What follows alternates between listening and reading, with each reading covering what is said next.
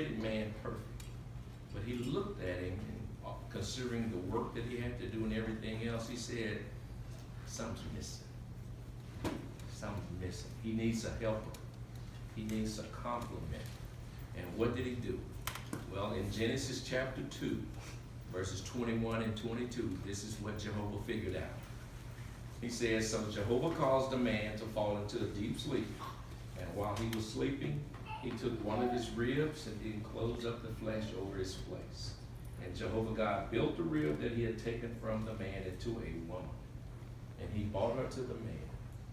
Then the man said, this is at last bone of my bones, flesh of my flesh. This one will be called woman, because from man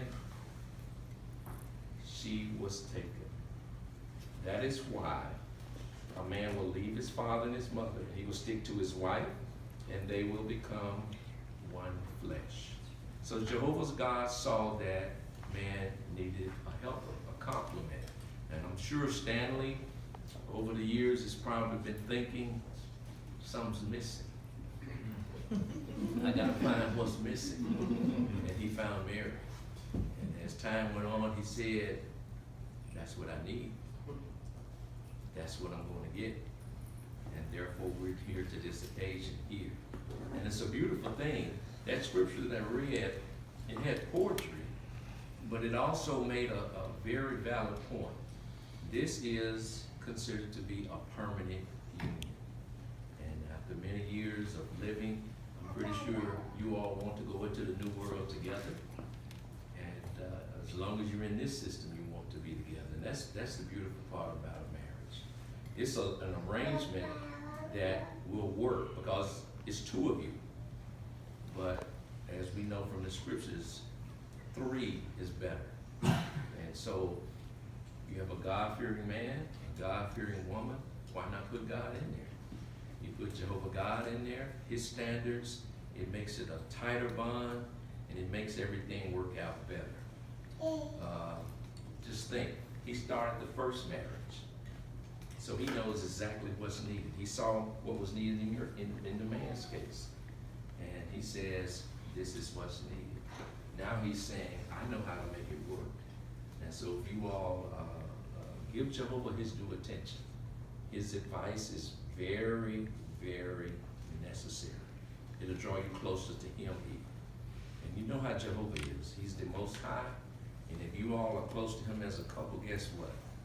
He's going to do what he can to see that things go well for you all. That's the way the threefold cord works. Now, for that to be the case, then, Stanley, we'll talk to you first.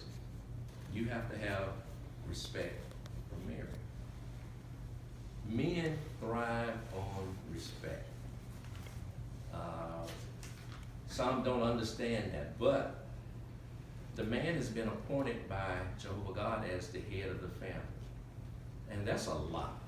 Just think about the times that we're living in. He has to take the lead for the spiritual being of the family. He has to take the lead for the emotional needs of the family. And then he has to take the need for the physical needs and the financial needs, and it just adds up. And he's not going to get that respect probably in a lot of places. But when it's at home, he can take on the world. And so, Mary, that's what you have to remember. That deep respect that the Bible talks about.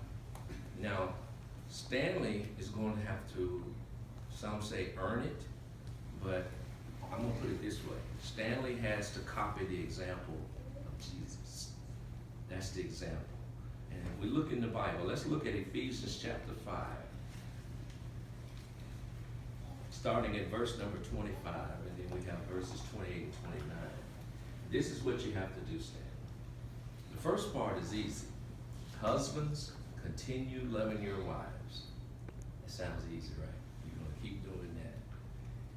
But it gives you the example. It says, just as the Christ also loved the congregation and gave himself up for it.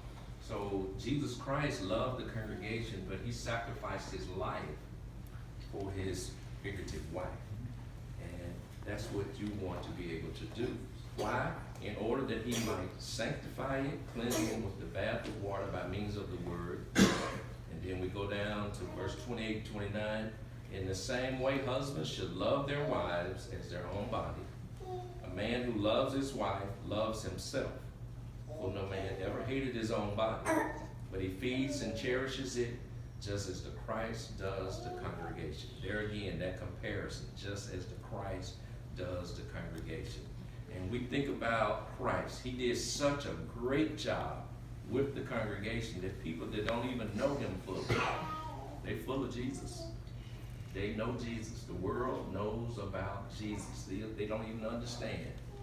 That's how good a job he did in taking care of his people. And so that's the reputation you want. They may not know you very well, but they know, man, I look in the mirror and she's happy. She's wearing that smile. He must be really a good head. And it can be seen. It can be seen in couples. And that's what you want to be able to have standing in your family. Jesus Christ was mild-tempered. And that's important because remember I mentioned all those other stresses that you have upon you. You still have to be mild-tempered at home. And the tendency is to bring your frustrations home. But if you do that, you'll do it in a refreshing way. You ought to just sit down and talk. And she can understand, she can support you. So you have to be a source of refreshment. In other words, she will look to you for advice, for help, for direction. It mentions there, you love her as your own body. I mean, ever since I've known you, you look good, you take care of yourself. If you think about yourself in the future, you do the same likewise with Mary. Now, Mary, you want to be dearly loved, for sure. You are loved now, but to help you to be dearly loved on into the future, you have to look at your role in God's eyes. In God's eyes, the role of a wife is an honorable role. It's a dignified role. The Bible even says Jehovah asked a man to assign you honor. And as it mentions about a weaker vessel, that's not a weakness. Something that's assigned honor, you take for instance, and you can take that face there. That's a very